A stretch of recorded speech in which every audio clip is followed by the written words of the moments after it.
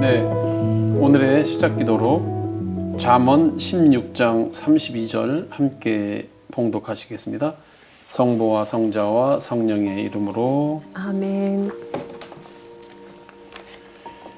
분노에 더딘 이는 용사보다 낫고 자신을 다스리는 이는 성을 정복한 자보다 낫다. 성부와 성자와 성령의 이름으로 아멘. 선생님 안녕하세요. 안녕하십니까? 네, 오늘의 생각 읽기 부탁드립니다.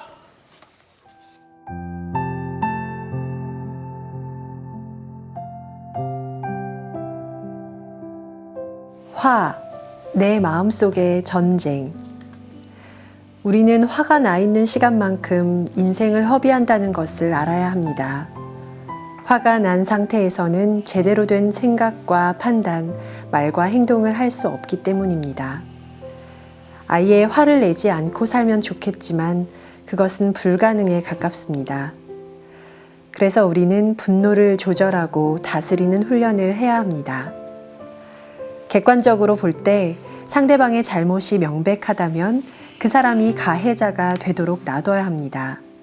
그러나 보통 사람들은 그 사람의 무례하거나 공격적인 행위에 필적할 만한 행위를 함으로써 공범이 되거나 오히려 가해자가 됩니다. 피해자인 그대를 오히려 가해자로 만드는 것, 그것이 화입니다. 어떤 사람의 무례하거나 공격적인 언행으로 인해 피해를 보았거나 모욕감을 느꼈다면 그가 수치심을 느끼고 반성할 수 있는 시간을 주어야 합니다. 화가 난 상태에서 즉각적인 반응이나 보복을 하는 일은 피해야 합니다. 나 역시 천천히 평상심을 회복할 수 있는 시간을 벌어야 하기 때문입니다. 나의 사랑하는 친구들이여, 사람에게 기대를 많이 하는 사람은 그만큼 화를 많이 내게 됩니다. 그 누구도 무례하거나 공격적인 언행으로 그대의 고요함을 깨뜨릴 수 없다는 것을 보여주십시오. 침묵과 무대응은 그대의 분노보다 더 조용하게, 그러나 더 강하게 상대의 공격을 초월하는 방법입니다. 네, 네, 감사합니다. 오늘은 43강 화, 내 마음속의 전쟁이라는 타이틀로 이 강의를 준비해 왔습니다. 강의보다는 나눔이죠. 선생님은 화를 잘 내는 편이신가요? 아니면? 집에서랑 밖에서랑 다른 것 같습니다. 이중적이시군요. 네. 집에서 좀 더 많이 내는 편인 것 같고. 아이에게? 네. 네. 그럼 오늘 이 강의는 우리 선생님을 위한 네. 내용이기도 하겠네요. 제가 왜 불화자 이렇게 넣고 내 마음속의 전쟁이라는 그 부제를 붙였냐면요.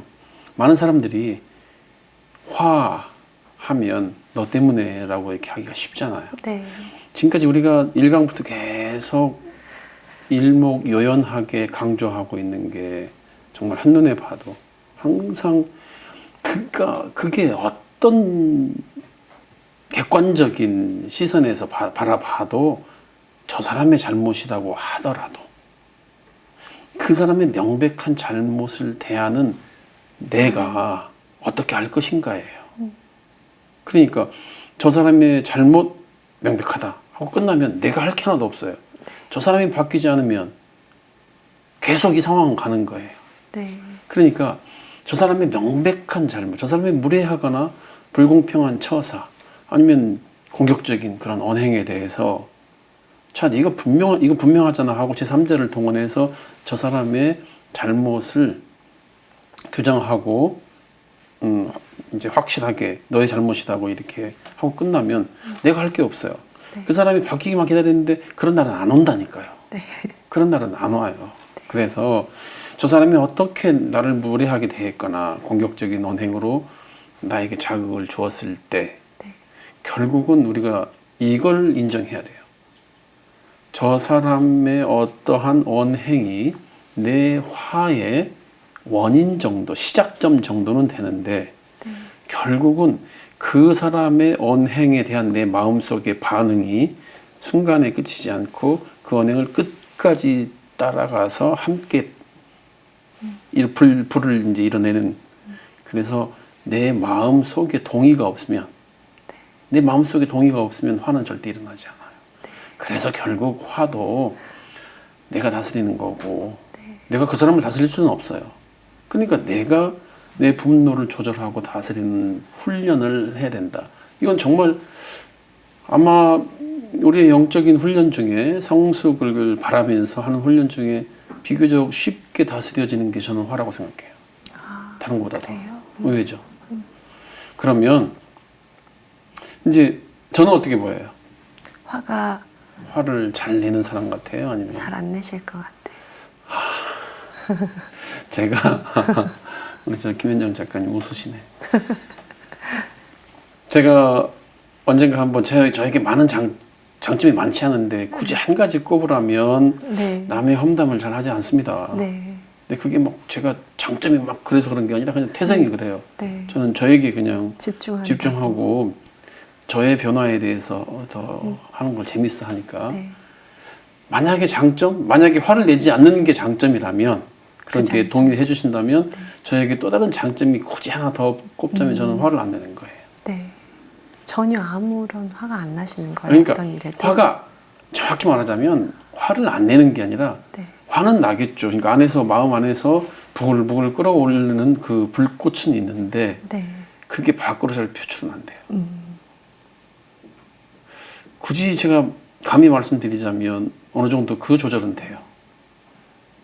그걸 좀 한번 말씀드릴게요. 그러니까 이상원 신부님이요. 네. 우리 저 멕시코에서 저랑 4년 반 한 분당에서 같이 일했는데 한 2년 3년 지나고 나서는 그 이상원 신부님 어느 날 저에게 말씀하시더라고요. 나 정말 최 신부 정말 대단한 것 같아. 그래서 왜요? 그러니까 자기가 처음 봤을 때는 최 신부는 막 의욕도 있고 그리고 이 기대치가 높아서 신자들에게 네. 화를 많이 낼 거라고 생각을 했는데 네. 지금 본당 신부로 내가 옆에서 지켜봤는데 본당 신부가 신자들에게 화를 내는 모습을 단 한 번도 못 봤대요. 그게 놀랍대요. 네. 놀랍대요. 당신은 파푸아뉴기니에서 본당 신부 할 때 화가 많이 나시죠. 화만 냈대요. 그러니까 그게 후회된다고 진짜 후회된다고 말씀하셨어요. 저는 잘 안 내죠, 화를. 그런데 제가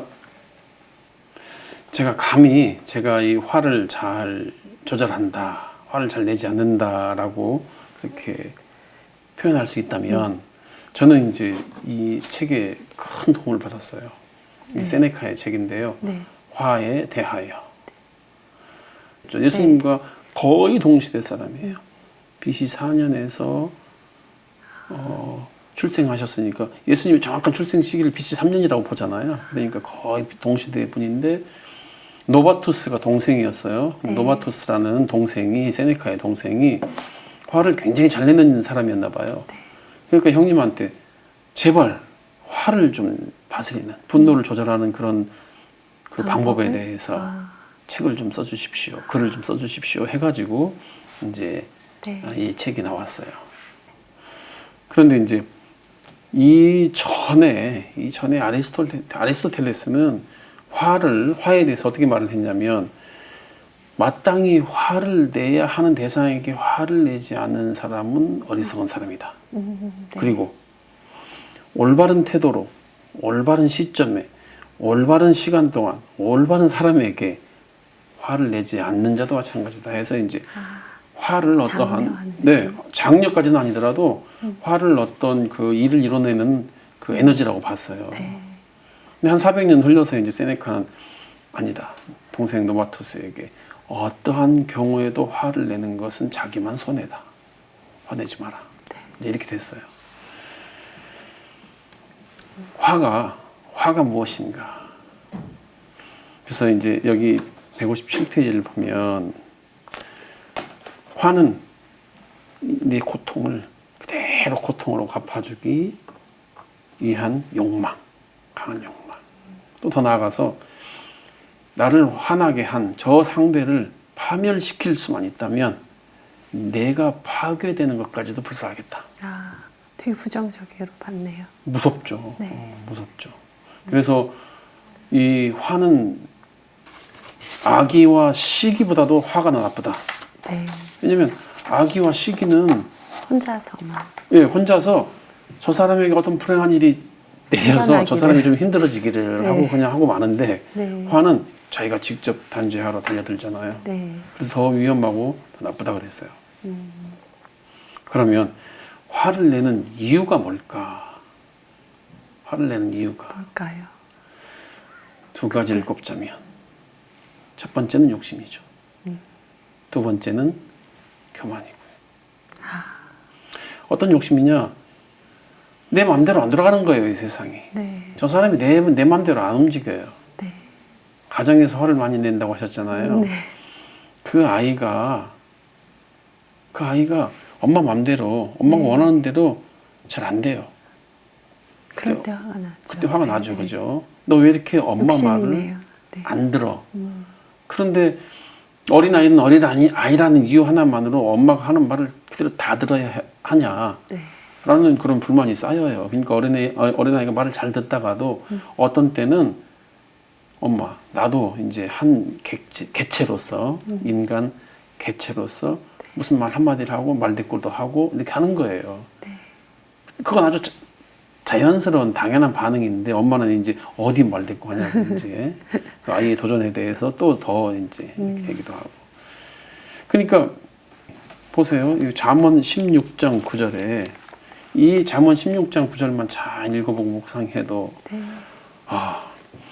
인간이 마음으로 앞길을 계획하여도 그의 발걸음을 이끄시는 분은 주님이시다.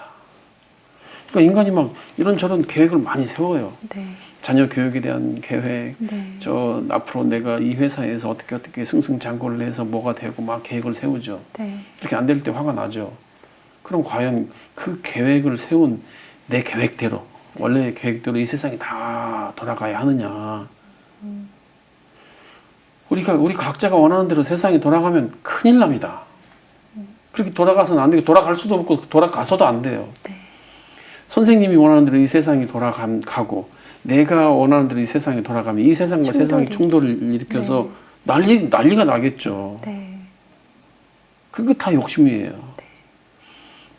제가 마야 원주민들 사는 그 마야 정글에 한 20분 정도 차 타고 들어가서 라이트를 끄고 가만히 눈을 감고 있다가 딱 밤하늘 별을 보면 한 6천 개 별이 보여요.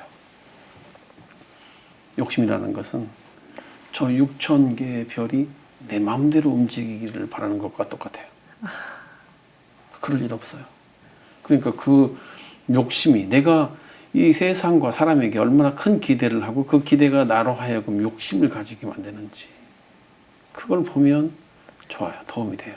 네. 두 번째는 교만이에요.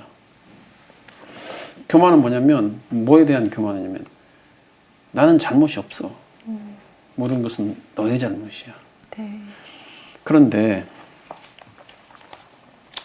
누군가가 너를 험담하더라는 얘기가 들린다고 가정해보라. 그렇다면 네가 먼저 그를 나쁘게 말한 적은 없는지 돌아보라. 그리고 다른 사람들에 대해서도 얼마나 자주 악의의 찬말을 했던가를 생각해보라. 나는 이 점을 강조하고 싶다. 우리는 남들의 악덕은 바로 눈앞에 두고 자신의 악덕은 등 뒤로 숨긴다. 저 친구의 어떤 언행이 그래요. 무례하거나 공격적이거나 나에게 부당한 그 결과를 가져왔어요. 하지만 나는 저런 적이 없었던가? 나는 저런 실수를 안 할까? 라고 생각을 해보면 나도 저런 오류에 빠질 수 있고 나도 저렇게 실수를 할 수 있는 인간이구나 라고 자신을 좀 낮춘다면 화가 안 날 수 있는데 우리가 이 욕심과 교만을 잘 못 보죠. 자기 안에 있는 거. 그러니까 계속 저 사람만 보는 거예요. 처음부터 끝까지. 자, 우리가 화를 내는 이유에 대해서 한번 봤다면 그 다음에는 자 이제 그렇다면 화를 좀 피하고 분노를 조절하려면 어떻게 해야 되느냐. 그러니까 그렇다면 이제 진짜 화의 근본 원인을 알아야 돼요. 화를 내가 왜 낼까? 욕심과 교만이 있고요. 그보다 먼저 근본 원인과 싸워야 되는데 네. 부당한 대우를 받았다라고 생각이 딱 들었을 때 네. 과연 정말로 내가 부당한 대우를 받았나? 라고 이성을 써서 네. 따져봐야 돼요. 내 안에서. 그러려면 시간이 필요하잖아요. 네. 저 사람이 나한테 부당한 대우를 했다. 그래서 바로 기분이 상했다. 기분이 상했어. 그래서 나는 너에게 2배, 3배로 응징할 거야. 라고 해서 바로 반응하는 게 아니라 저 사람이 나에 대한 반응이 정말로 부당한 것인가? 이유가 있진 않을까. 그렇죠. 그러니까 어떤 자기 안에 드는 훅 올라오는 감정을 진실로 믿어서는 안 돼요. 바로. 어떤 때는 거짓이 더 진실처럼 보일 때가 많거든요. 네. 우리는 그 거짓에 속는데 거짓에 속는지도 모르고 이미 사건은 벌어져 버려요. 그래서 저 사람이 나에게 객관적으로 봐도 잘못을 했는데 네. 나는 그보다 2배, 3배 응징한 태도를 취함으로써 오히려 그 사람 나중에는 내가, 피해자가 되고 네. 내가 가해자가 돼 있는 상황 네. 쉽게 일어나요. 네. 제가 내가 부당한 대우를 받지 않았나 이걸 한번 잘 따져 보십시오라고 할 때 제가 선한 포도밭 주인의 비유를 가지고 한번 설명해 드리면 좋겠다라는 딱 생각이 떠올랐어요. 네. 하늘나라는 자기 포도밭에서 일할 일꾼들을 사려고 이른 아침에 집을 나선 밭 임자와 같다. 자, 새벽에 가서 있던 사람들에게 일자리를 찾는 사람들에게 한 데나리온을 하루 품삯으로 주기로 약속했어요. 네. 9시에 가서도 똑같이 약속했어요. 12시, 오후 3시, 그리고 오후 5시에도 왜 온종일 당신들은 일 않고 서 있어? 그러니까 아무도 우리를 사지 않았습니다. 자, 일하시오. 자, 여기까지는 아무 문제가 없어요. 네. 자, 셈을 하는데 맨 나중에 오후 5시부터 온 사람들에게 한 데나리온을 줬어요. 네. 자, 이때 네. 맨 새벽부터 온 사람 아니면 9시부터 일한 사람들에게는 5시에 온 사람에게 한 데나리온을 주네 라고 했을 때 뭐가 훅 자기 안에 들어왔겠어요? 네. 기대예요, 기대. 네. 나에게도 더 나는 나는 더 많이 더 주겠지. 그러니까 애초에 약속한 것은 한 데나리온이고 네. 한 데나리온을 계약했고 받았으니까 괜찮잖아요. 네. 그런데 그때까지는. 5시에 온 사람에게 한 데나리온을 주었을 때 이 새벽에 9시에 12시에 그것을 본 사람들에게 그들 마음 안에서 미리 기대가 생겨버린 거예요. 네. 저 사람이 한 데나리온이면 나는 적어도 2데나리온? 아니면 3데나리온? 하고 기대가 있는데 똑같이 한 데나리온을 주는 거예요. 화가 나요. 이걸 부당한 대우라고 잘못 생각한다니까요. 내가 적게 받은 게 아니라 네. 내가 많이 기대했어요. 네. 정확한 팩트는. 네. 그렇잖아요. 그렇긴 한데. 그렇긴 한데 그렇죠. 그렇긴 한데 화는 날 것 같아요. 네. 이 선한 밭 주인은 그의 선한 의지로 네. 저 나머지 사람에게 더 큰 아량을 베푼 것이지 네. 나에게 부당한 대우를 한 게 없어요. 아. 그런데 나는 부당한 대우를 받았다고 생각을 해요. 그 기대 때문에. 그러니까 함부로 그걸 그대로 믿어서는 안 된다. 그래서 이성을 써서 이 분노의 감정을 조절할 수 있으면 좋다. 그러면 이제 어떻게 내가 화가 나는데 네. 드러내지 않을 것인가. 네. 그런 건 맨 처음에 이제 세네카는 교육부터 얘기를 해요. 아이에 대한 교육. 이런 얘기 많이 하잖아요. 식당에서 이 아이들이 시끄럽게 막 뛰어다녔어요.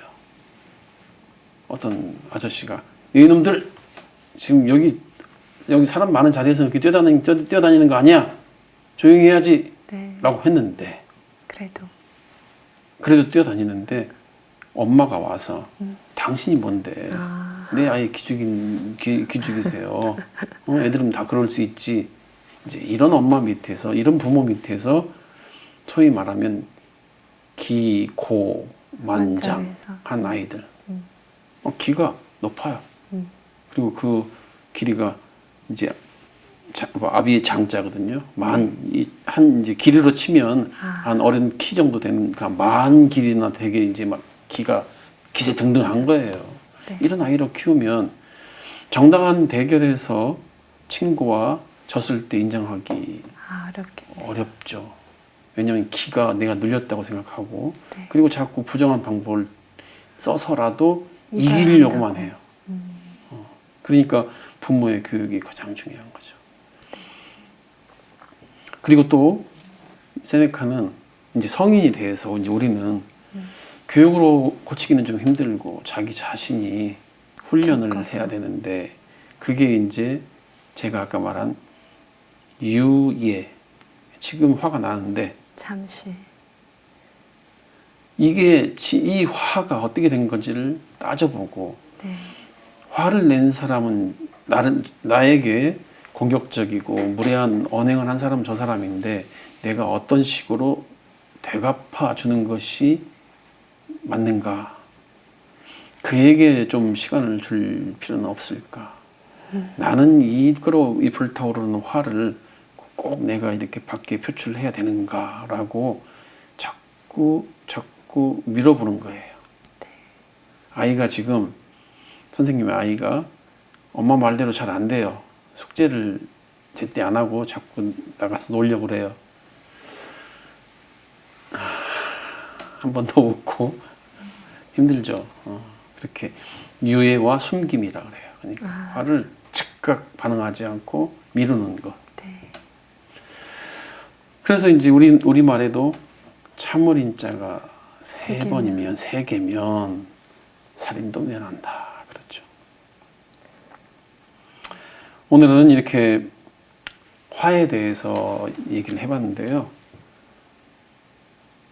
많은 분들이 아마 아리스토텔레스의 말에 동의할 거예요. 화 낼 때 안 내면 호구된다 그래요. 네. 그렇죠? 화를 내고 사는 게 괜찮으면 내고 사세요. 내고 사는데 이제 만약에 어떤 형제, 어떤 자매님이 나는 화를 너무 자주 낸다. 그리고 화가 내 평화를, 평상심을 너무 자주 깨트린다. 그렇다면 한번 생각해 보세요. 우리 인생이 그렇게 화를 내는 순간 우리는 그 인생 그만큼 그 시간을 허비하는 거잖아요. 왜냐면 제대로 제대로 세상을 못 보고 제대로 사람들을 대할 수가 없으니까. 인위적으로 내 인생을 길게 할 수는 없지만, 시간을 늘릴 수는 없지만, 내 인생의 시간을 덜 허비할 수는 있다. 그게 화를 안 내는 거다. 네. 형제 자매 여러분, 율리우스 카이사르가 네. 그 적들에 의해서 죽임을 당한 게 아니에요. 자기 아주 가까운 원로원 친구들에게, 특히 브루투스가 마르쿠스 브루투스는요, 한간에 뭐 정부의 아들인데 한간에 이 카이사르의 아들이라는 설도 이제 있을 정도로 총애하던, 카이사르가 총애하던, 그래서 이제 뭐 사실인지 아닌지 브루투스너마저도 네. 이제 이렇게 네. 하면서 죽어가잖아요. 네. 가장 가까운 친구들에게 죽임을 당해요. 카이사르가. 네. 자, 왜? 이 원로원 친구들은요, 카이사르가 자기들이 원하는 대로 해주기를 기대했죠. 그런데 그 내정에서 승리하고 나서 원로원 수를 600명에서 900명으로 늘리고, 그리고 서민들을 위한 정책을 자꾸 펼쳐요. 그리고 카이사르의 독재 체제만 더 견고히 돼가니까 자기들은 이 독재로부터의 해방자들이라는 그런 생각을 가지고 칼을 찌르죠. 네. 예수님도 마찬가지였어요. 예수 시대에 그 사람들은 예수님이 자기들이 원하는 대로 유대 땅을, 그리고 우리 유대 민중들을 해방시켜 줄 걸로만 믿고 기대했는데, 그래서 군대 사령관이나 아주 그 역량 있는 정치인으로서 행동을 해주기를 바랐는데 정반대로 허무하게 십자가에 못 박혀 죽어버려요. 네. 십자가의 운명을 받아들이려고 해요. 네. 너무 속상한 거예요. 화가 나서 죽이게 되죠. 형제 자매 여러분, 형제 자매님들 여러분들보다 앞에 있는 사람들만 보면 화가 더 많이 날 거예요. 여러분 뒤에 얼마나 많은 사람들이 있는지, 여러분보다 위에 있는 사람들만 보면 또 화가 많이 날 거예요. 여러분 밑에 얼마나 더 많은 가난하고 불화하고 소외받는 이웃들이 있는지 한번 뒤를 돌아보시고 밑을 좀 보면서 사시면 화보다 감사할 일이 더 많더라. 고맙습니다. 감사합니다. 내가 형제 자매 여러분들이 가지고 싶은 것을 다 가지지 못했다고 해서 저 사람 탓을 하지 말고 아직 다 가지지 못한 것을까지도 감사하십시오. 왜냐? 그 가지지 못한 것을 가지고 싶어서 기대하면서 열심히 일하는 것도 인생의 재미입니다. 감사하십시오. 화보다는. 마침 기도 영광송 바치겠습니다. 성부와 성자와 성령의 이름으로 아멘. 영광이 성부와 성자와 성령께 처음과 같이 이제와 항상 영원히 아멘. 성부와 성자와 성령의 이름으로 아멘.